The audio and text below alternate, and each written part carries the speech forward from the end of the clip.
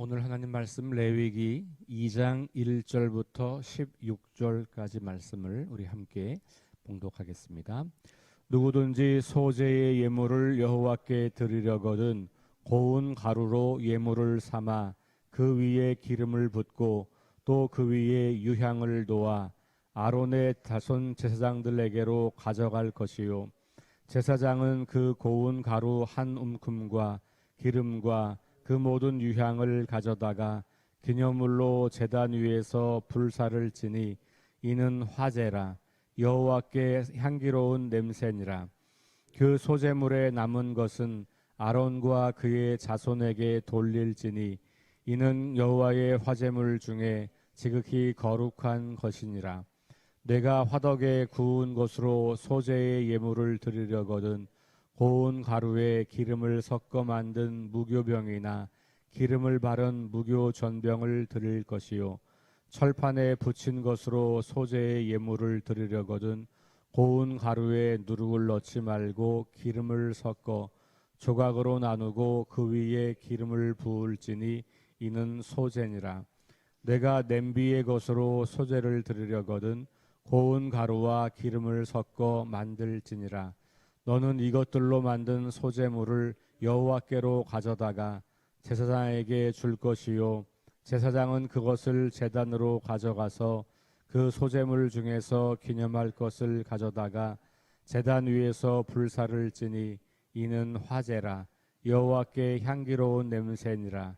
소제물에 남은 것은 아론과 그의 아들들에게 돌릴지니 이는 여호와의 화제물 중에 지극히 거룩한 것이니라. 너희가 여호와께 드리는 모든 소제물에는 누룩을 넣지 말지니 너희가 누룩이나 꿀을 여호와께 화제로 드려 사르지 못할지니라. 처음 익은 것으로는 그것을 여호와께 드릴지나 향기로운 냄새를 위하여는 제단에 올리지 말지며 내 모든 소제물에 소금을 치라. 내 하나님의 언약의 소금을 내 소제에 빼지 못할지니 내 모든 예물에 소금을 드릴지니라. 너는 첫 이삭의 소제를 여호와께 드리거든 첫 이삭을 볶아 찌은 것으로 내 소제를 삼되 그 위에 기름을 붓고 그 위에 유향을 더할지니 이는 소제니라. 제사장은 찌은 곡식과 기름을 모든 유향과 함께 기념물로 불사를 지니 이는 여호와께 드리는 화제니라. 아멘. 네, 6장의 14절부터 23절까지 말씀도 소제와 관련된 말씀이에요.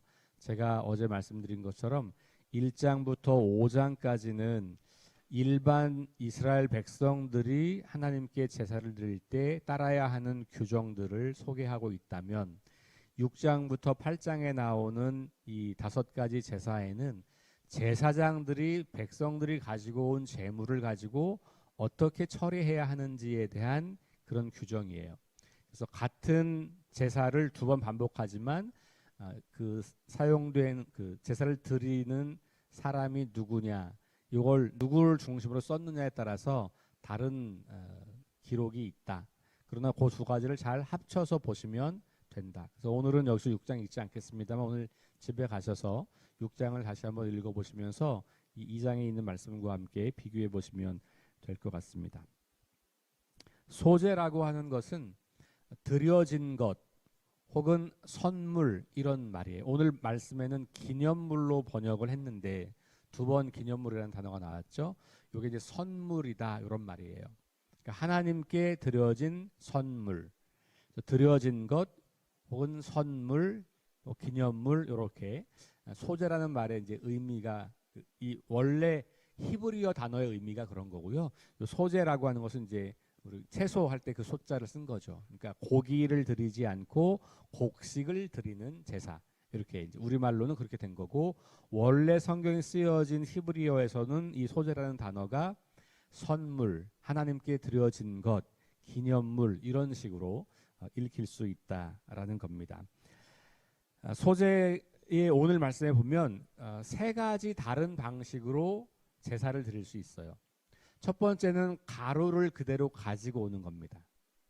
그러니까 가루채 가루를 이 곡식을 잘 빻아서 이 가루를 가지고 와서 이 가루를 드리는 방법이 있고, 또 하나는 익혀서 드리는 방법이 있어요. 익히는 방법도 세 가지나 소개하고 있어요. 하나는 화덕에 굽는 거, 하나는 철판이라고 되어 있는데 오늘 우리로 말하면 프라이팬이겠죠. 이런 팬에 붙인 것. 또 하나는 냄비에, 이거는 뭐 삶는 거겠죠. 냄비에 넣어서 하는 거. 그 다음에 이제 마지막에 가면은 첫 이삭을 드리는 거. 첫 이삭은 드릴 때 가루로 이렇게 드리게 되어 있죠. 그 이삭을 볶아서 찌은 것으로 이렇게 되어 있어요. 그래서 세 가지 방식으로 소제를 드린다. 그 다음에 11절부터 13절 사이에는 주의사항이 두 가지가 있어요. 그런 내용들을 함께 살펴보면 좋겠고, 그런데 우리 1장에서 보았던 것처럼 이스라엘 자손에게 말하여서 그들에게 이제 이야기를 하는 거고, 뭐 이렇게 이제 이야기가 되는데, 그는이라는 대명사를 썼어요. 그러니까 3인칭이죠. 그러니까 재물을 가지고 오는 사람을 향해서 그가 이렇게 해라, 이렇게 표현되어 있단 말이에요. 근데 다른 제사도 마찬가지인데 이 소제만 너는 혹은 내가 이렇게 나와 있어요. 그러니까 호칭이 3인칭이 아니고 2인칭이에요. 왜 그런지는 몰라요. 성경은 이유를 설명하지 않은 것들이 되게 많아서 왜 그런지는 모르는데 우리가 좀 생각을 해볼 필요가 있는 거예요. 아마도 이 소제는 특별히 가난한 사람들이 드리는 제사였단 말이죠. 왜냐하면 짐승을 드릴 수 없는, 집에서 가축을 키울 만큼 그렇게 재산이 없는, 그 당시 이 가축은 큰 재산이었거든요. 그럴 가난한 사람들이 곡식 가루를 가지고 드리는 거였단 말이에요. 그래서 이 2인칭을 썼다고 하는 것을 통해서 우리는 하나님과 예배자 사이에 조금 더 친밀함, 이런 것들을 좀 우리가 좀 생각해 볼 수 있을 것 같아요. 그런 간절함, 아마 가난한 사람들은 하나님께 드리는 예배가 조금 더 간절하지 않았을까 하는 생각을 할 수 있어요. 왜냐하면 이거라도 드릴 수 있는 것, 이것을 못 드리면 예배를 드릴 수 없는 이런 것이니까 그 어떤 간절함 같은 것이 반영되어 있을 수 있겠다라고 해석을 할 수가 있겠고, 곡식으로 제사를 드리지만 하나님께 제사를 드리는 것에 소홀하지 않았으면 하는 그런 것을 또 강조하고 있는 것이기도 하겠다. 이렇게 좀 해석을 해볼 수가 있을 것 같아요. 자, 고운 가루로 드리는 소제 1절부터 이제 3절까지가 나와 있는 그런 말씀인데, 특별히 여기서는 특이한 것이 유향을 그 위에 바르도록 되어 있어요.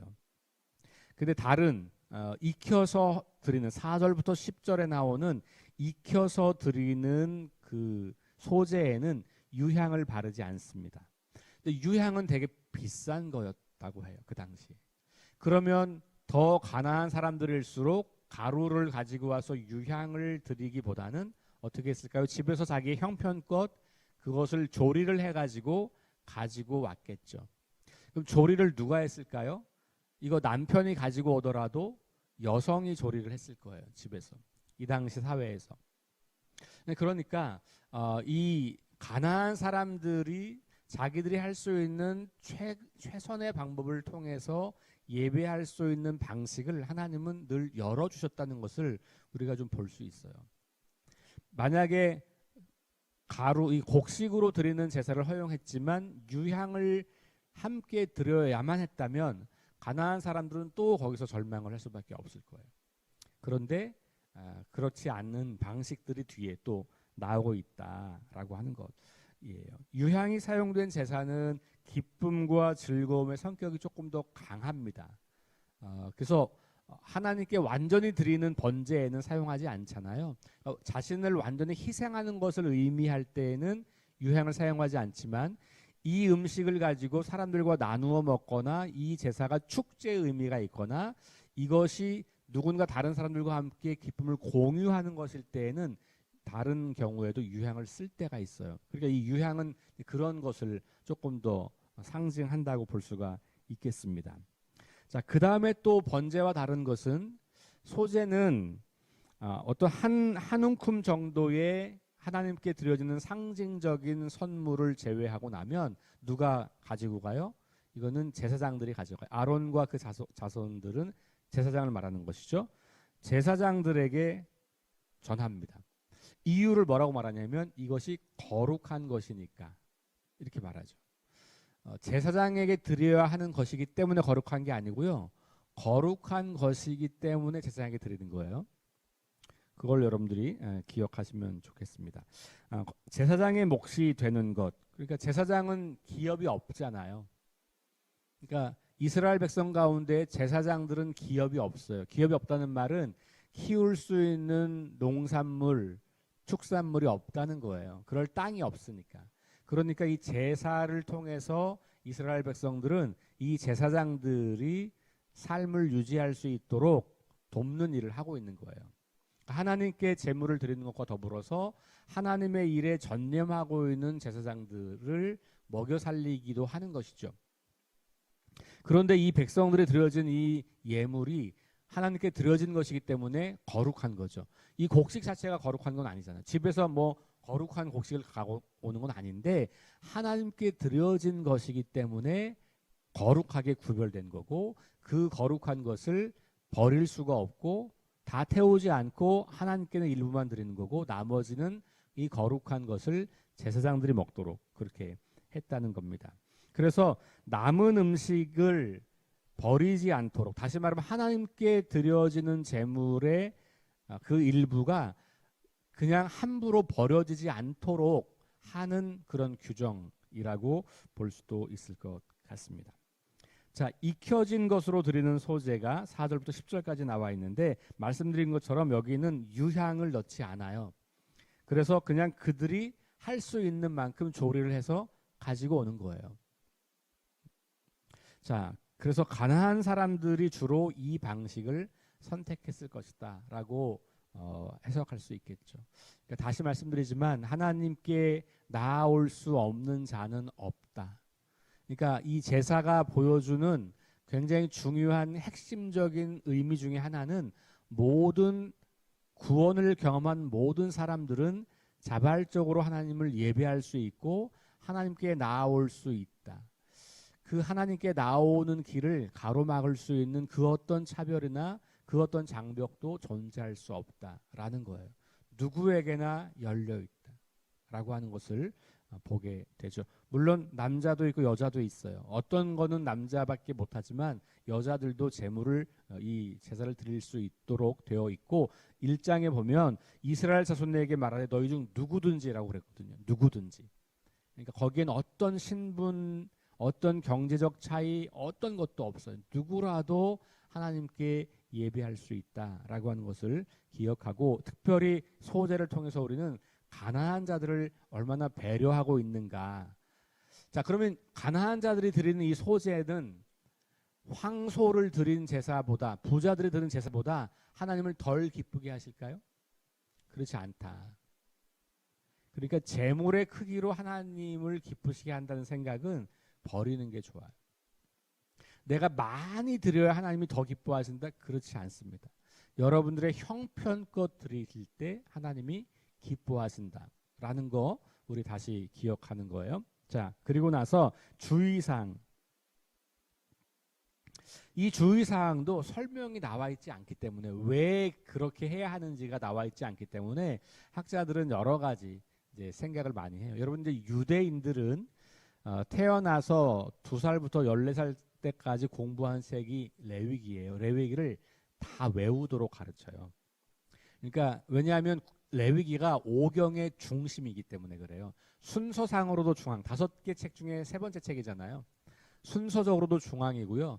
출애굽해서 가나안 들어가는 사이이기도 해요. 그리고 이 레위기가 오경의 핵심이라고 보는 거예요. 그래서 이 레위기를 다 암기하도 사실은 레위기만이 아니라 토라 전체를 다 암기하는 사람들이 되게 많거든요. 우리는 너무 어려워서 안 읽는 책을 이 사람들은 어린 아이 때부터 읽히는 거거든요. 그런데 이유가 설명되어 있지 않기 때문에 이 히브리인들의 교육은 뭐냐면 이런 걸 읽어주고 나서 묻는 거예요. 야, 왜 그럴 것 같냐? 왜 하나님은 주의사항을 줬는데 예를 들면 누룩하고 꿀 넣지 말라 그러는데 왜 그랬을 것 같아? 이게 그 히브리인들의 대표적인 교육 방법이에요. 그래서 질문하고 대화하는 거예요. 아빠하고 아들이 앉아가지고 대화하는 거예요. 또 유대인 랍비들도 서로 대화를 해서 그 이유들을 깨알같이 또 찾아가지고 생각해가지고 써놓은 책들이 있어요. 그러니까 성경을 굉장히 많은 상상력을 동원해서 읽어요, 그들은. 물론 이제 거기에는 우리 개신교에서 받아들이기 좀 어려운 부분도 분명히 있습니다만, 그러나 성경에서 나오는 것들이 왜 하나님은 우리에게 이런 걸 요구하실까를 끊임없이 생각하는 그 자세는 저는 굉장히 중요한 것 같아요. 성경을 무턱대고 그냥 여기 써 있는 문자만 달달달 외우는 게 아니고 하나님께서 우리에게 그럼 왜 이렇게 말씀하셨을까를 생각해 보는 것이죠. 자, 그런데 이제 많은 학자들이 그런 이제 연구를 해보니까 누룩과 꿀을 넣지 말라라고 하는 것은 이 재물의 어떤 상태를 변화시키는 거예요. 그러니까 누룩은 재물을 좀 부풀리는 거죠. 꿀은 그 맛을 좀 더 달게 하는 거죠. 그러니까 포장하지 말라는 거예요. 하나님께 드리는 예물을 그럴듯하게 포장하지 마라. 그냥 있는 그대로 드리면 된다는 거예요. 그러니까 가난한 사람들이 하나님에게 예물을 드릴 때 어떤 마음이겠어요? 이거 내가 별거 아닌데 하나님이 이걸 좀 더 잘 받으시면 좋겠다는 그 좋은 마음이 있지 않겠어요? 그 좋은 마음으로 어떻게 하겠어요? 이거 조금 더 크게 드리면 좋겠다. 요 한 주먹밖에 안 되는 이건데 조금은 큼직하게 하나님께 드리면 하나님이 더 기뻐하지 않을까? 아마 그런 마음이 사람들에게는 있을 것 같아요. 그게 나쁜 마음이 아니라 좋은 마음으로. 꿀도 더 넣어서 더 향기로운, 하나님께서 이걸 태울 때 향기를 받으신다고 하니 그럼 더 향기롭게 하나님께 예배할 수 있지 않을까? 그런 좋은 마음이 있겠죠. 어쩌면 그건 참 거룩한 마음일 수도 있을 것 같아요. 그런데 하나님이 야, 그런 거 하지 마. 안 해도 돼. 너희가 드리는 그 재물, 너희 마음으로 드리는 그 재물을 내가 기쁘게 받을 거야. 그러니까 재물을 더 좋은 것으로 포장하려고 하거나 재물을 더 향기로운 것으로 포장하려고 하는 일을 하지 않아도 된다. 있는 그대로 우리 모습 그대로를 받으시는 하나님의 모습을 우리가 여기서 확인해 볼 수 있을 것 같아요. 근데 꼭 넣어야 하는 게 있어요. 소금이에요. 이 소금은 변치 않는 것을 상징해요. 고대로부터 이 소금은 굉장히 중요한 거였습니다. 이 소금의 특징은 변치 않는 거. 우리 냉장고 없을 때는 소금, 생선 팔 때 그 다 소금 뿌렸잖아요. 왜냐하면 이 싱싱한 상태를 조금 더 오래 보존하기 위해서 그런 거죠. 또 변치 않도록, 빨리 상하지 않도록 하는 거거든요. 그러니까 이 소금은 변치 않도록 하는 것, 부패하지 않도록 하는 것, 상하지 않도록 하는 거예요. 하나님께 드려지는 예물이 부패하거나 상하거나 변질되지 않도록 하는 것이죠. 자, 그러면 아까 위랑 똑같 누룩과 꿀은 부패하는 건 아니지만 다른 방식으로 내가 인위적으로 뭔가를 변화를 주어서 더 좋게 보이려고 하는 거잖아요. 그거 하지 말라는 거고, 소금을 치라고 하는 것은 너희도 모르는 사이에 이것이 변질되지 않도록 조심하라는 거죠. 그러니까 이 회막까지 오는데 거리가 먼 사람도 있을 거고, 그죠? 조리를 해가지고 갖고 오는 동안에 더운 날씨에 이게 부패할 수도 있는 거. 예를 들면 이제 그러니까 이렇게 뭘 넣어라 넣지 말라라고 하는 것은 이 재물을 있는 그대로 하나님이 기쁘게 받으신다라고 하는 것과 관련이 있다라고 볼 수 있을 것 같아요. 결국은 그러면 예물 자체를 그렇게 한다고 하는 것은 뭐예요? 예물을 드리는 것은 뭘 드리는 거죠? 나를 드리는 거잖아요. 그러니까 나 자신을 포장해서 하나님께 바치려고 하거나, 우리는 그럴 때 많잖아요. 이렇게 나를 조금 이렇게 약간 과장해서 내가 조금 더 괜찮은 사람인 것처럼 사람들에게 소개할 때, 혹은 사람들이 나를 이렇게 칭찬하고 이럴 때 우리는 자꾸 나를 좀 부풀리려고 하는 의도가 있단 말이에요. 하나님께도 그런 의도가 있는 경우들이 있겠죠. 신약 성경에 그런 사람이 나와요. 누구죠? 바리새인. 바리새인이 기도할 때 하나님 저는 의인이에요. 저 세리처럼 저 죄인처럼 태어나지 않게 하신 거 감사. 이러면서 자기를 막 뽐낸단 말이에요. 그러지 않아도 하나님은 우리가 어떤 존재인지 너무 잘 알고 계시단 말이죠.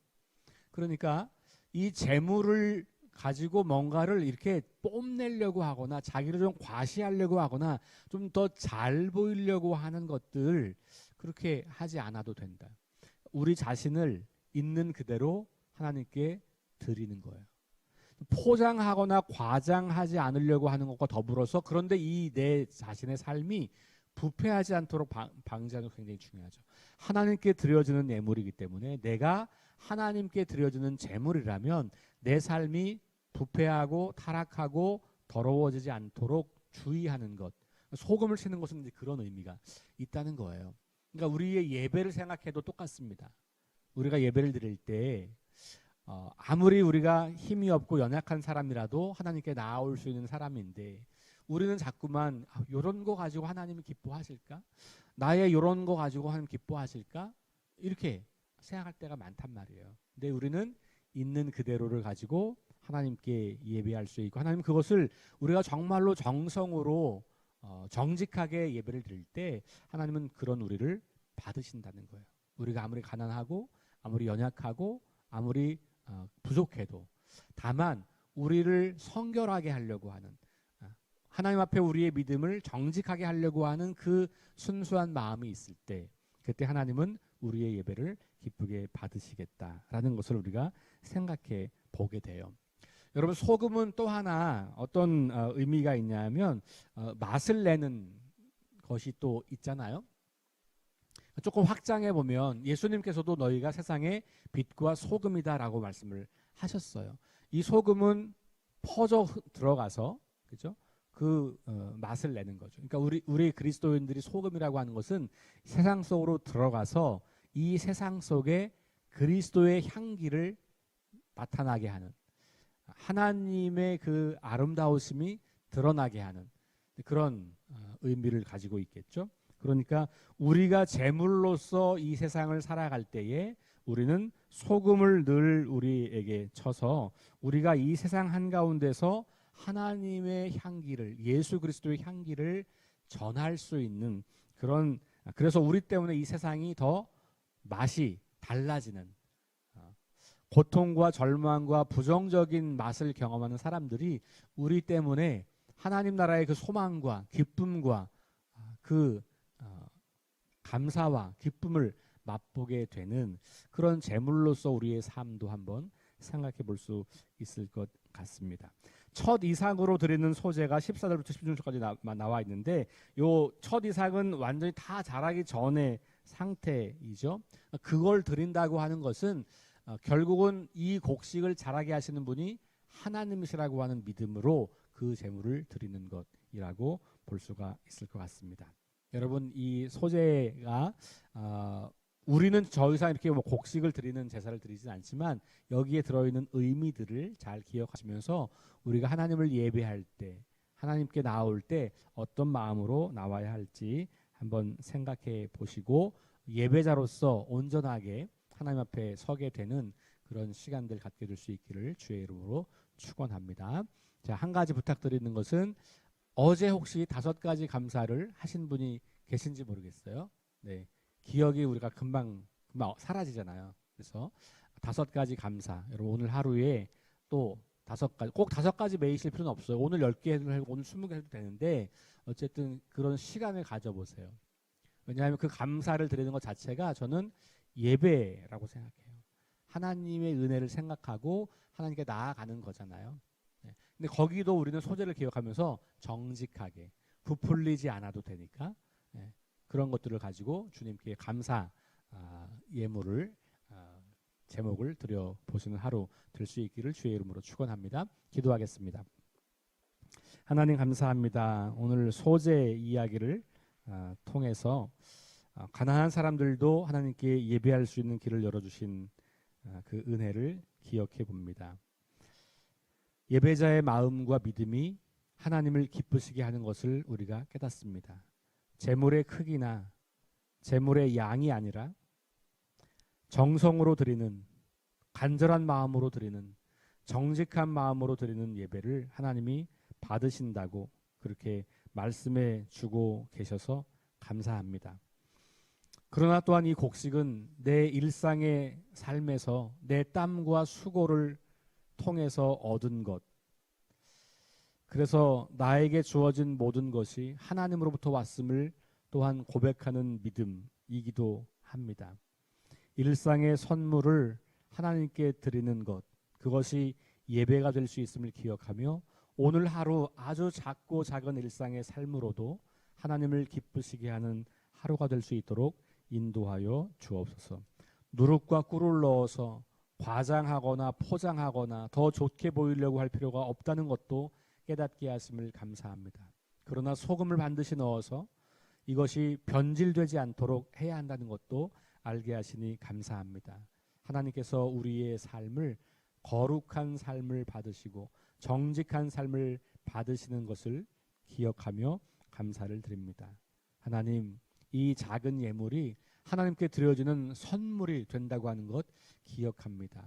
우리의 연약한 인생도 하나님께 선물과 같은 아름다운 것으로 드려질 수 있음을 기억하며 또한 감사를 드립니다. 오늘 하루 정직하고 있는 그대로 우리를 받으시는 주님 앞에 그렇게 겸손히 나아가서 주님을 기쁘시게 하는 하루가 될 수 있도록 도와주시고 올 한 해 허락하신 은혜들을 떠올려 보며 감사하는 하루가 될 수 있도록 인도하여 주옵소서. 예수님 이름으로 기도합니다. 아멘. 우리 함께 합심해서 기도합니다. 성령의 능력으로 하나님 나라를 증언하고 살아내게 하소서. 하나님 말씀이 기준이 되게 하소서. 질병과 연약함으로 고통당하는 사람들을 치유하여 주소서. 질병과 자연재해와 가난과 억압으로 고통당하는 지구촌 이웃들에게 은혜를 베푸소서. 다음 세대에게 하나님 나라 복음을 전수하게 하소서. 하나님 주신 은혜를 기억하게 하소서. 6가지 함께 기도합니다.